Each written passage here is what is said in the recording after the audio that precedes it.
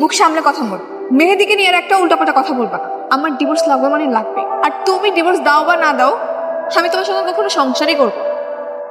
এসব কি শুনছি রে মা? কি হয়েছে? মানে বর মেহেদি নাকি পালাইছে, মানে গাড়ি করে আমাদের এদিকে আসার জন্য রওনা হয়েছিল, কিন্তু এদিকে না আসে নাকি অন্য কোথাও চলে গেছে। এদিকে ফোনটাও বন্ধ পাচ্ছি, আমার মনে হয় ওরা আর আসবেই না।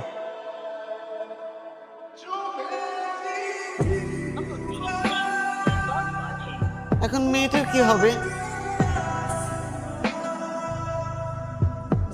ভাই সাহেব, জি একটা কথা বলি। জি বলেন। রনি তো কেয়াকে পছন্দ করে, তাহলে রনির সঙ্গে কেয়ার বিয়েটা দিয়ে দেন। আমার মেয়ে তো কে বিয়ে করতে রাজি না। আপা, আপনার কি মত? বিয়েটা দিয়েই দেন। আমার আর বলার কি আছে? তাছাড়া ওকে তো সবসময় আমি আমার বউ করে নিতে চেয়েছি। তুই কি বলিস রহমান? রিয়া যদি রাজি থাকে তাহলে আমার কোনো আপত্তি নেই, আমি রাজি। আমি রাজি। আলহামদুলিল্লাহ। আল্লাহ যা করে ভালোর জন্যই করে, পরিস্থিতি যেমনই হোক। আজ তুমি আমার ওয়াইফ, তোমার দায়িত্ব যখন নিয়েছি দায়িত্বটা ভালো মতো পালন করার চেষ্টা করবো। তুমি না মন খারাপ করে থেকো না। কি হয়েছে? পাত্রের বাবা আসছে। পাত্র নাকি পালায় নাই, অ্যাক্সিডেন্ট করছিল, এখন হসপিটালে ভর্তি আছে। আর অ্যাক্সিডেন্টের সময় নাকি ফোনটা ভেঙে গেছিল, তাই আমাদের সাথে যোগাযোগ করতে পারেনি। সত্যি? মেহেদি কোথায় এখন? জসিমউদ্দিন হসপিটালে ভর্তি আছে, এই খবরটা আমি দিতে আসছিলাম তোমাকে। কোথায় যাচ্ছ? আমার মেহেদির কাছে। মেয়েদের কাছে যাচ্ছ মানে? তুমি এখন আমার ওয়াইফ, তুমি ওই ছেলের কাছে হুট করে চলে যেতে পারো না। যেতে পারি না মানে? তুমি কি পাগল? হ্যাঁ, ছেলের সাথে আমার বিয়ে হওয়ার কথা ছিল, সে এখন অ্যাক্সিডেন্ট করে হসপিটালে। তোমার সাথে বাসর করবো? সব রীতিনীতি মেনে আমাদের বিয়েটা হয়েছে, তুমি আমাকে কবুল করেছো আর আমি তোমাকে। এটা তুমি অস্বীকার করতে পারবে? হ্যাঁ পারবো, কারণ আমি মন থেকে কবুল বলিনি।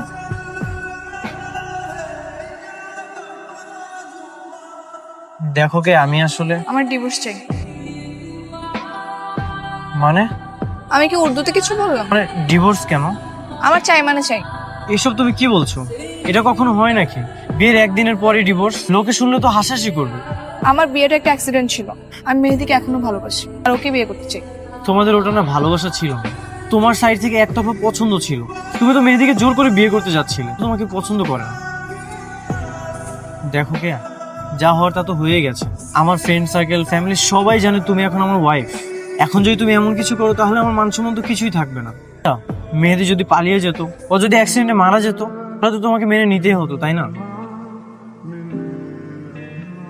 মুখ সামলে কথা বল।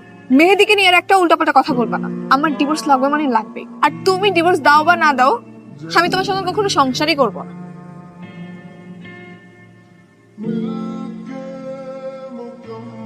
আঙ্কেল, আসসালামু আলাইকুম।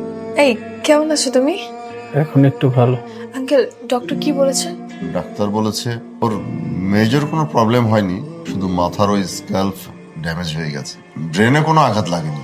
যাক আলহামদুলিল্লাহ। পুরোপুরি সুস্থ হতে কতদিন লাগবে? সম্পূর্ণ সুস্থ হতে আরো 7-8 দিন তো সময় লাগবে। উনি কে? ও আমার কাজিন। আচ্ছা বসো ভাই, বসেন। বুঝতে হবে না, তুমি তাড়াতাড়ি সুস্থ হয়ে ওঠো, আমি তোমার অপেক্ষায় আছি। শুনলাম তুমি নাকি বিয়ে করে নিয়েছো। না, ওটা একটা অ্যাক্সিডেন্ট ছিল। তুমি সেদিন আসতে লেট করছিলে, আর বাসার সবাই বলা বলে করছিল তুমি নাকি পালিয়ে গেছো।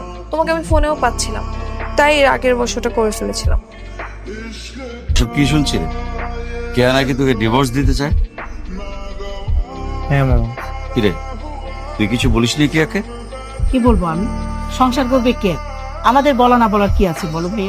ঠিক আছে, কিছু বলাও লাগবে না, কিছু করাও লাগবে। বিয়ে যখন হয়ে গেছে, রনির সাথেই কেয়া সংসার করবে।